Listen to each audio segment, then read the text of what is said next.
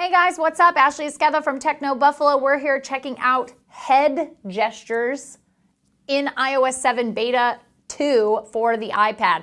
So this is a really interesting thing that somebody noticed the other day. It's actually an accessibility option. So it's not something that you would use in everyday life, but it's still interesting to take a look at. So let's have a look at what it does.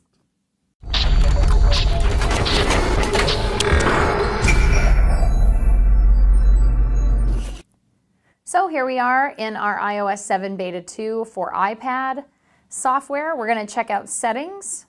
And from here, we're already in general, so we don't have to go much farther than that, but we're going to go into accessibility. So once we get in there, there's a lot of options that are available to us. We can shut off parallax, things like that. There's also a physical and motor option, which is down here. So you can see the very first one is switch control. So we're going to check this out.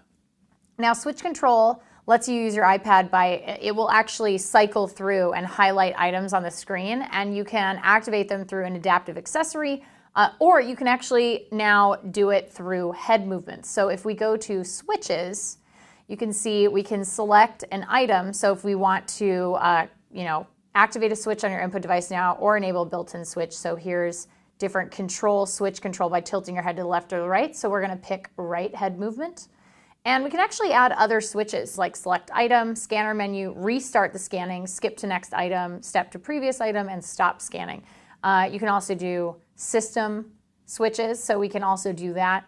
If we wanted to, say, activate Siri, use the home button, things like that, we would be able to choose those actions. So if we wanted to do that, we could do left head movement for that. So you can see select item is right head movement, and the home button is left head movement switch.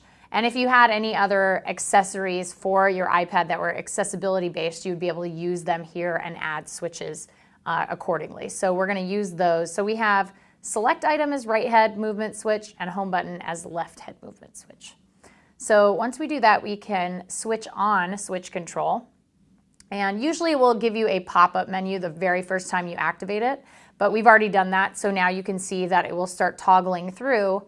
And if we wanted to choose something, we would be able to do a turn of our head, which if we want to go home, we would go to the left.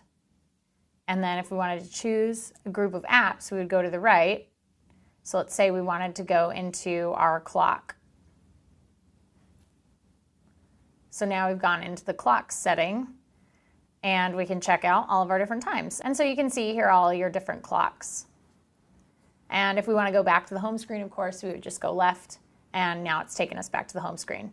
But it's really basic, super simple, but also a nice feature to see on iOS 7. Anytime we have expanded accessibility options, it's always great for people who need it. I don't see this being used for anybody who in everyday life does not need the accessibility options. But like I said, it always is nice to see those extra expanded options, especially when people really want or need them. And that is switch control for iOS 7 Beta 2 on the iPad.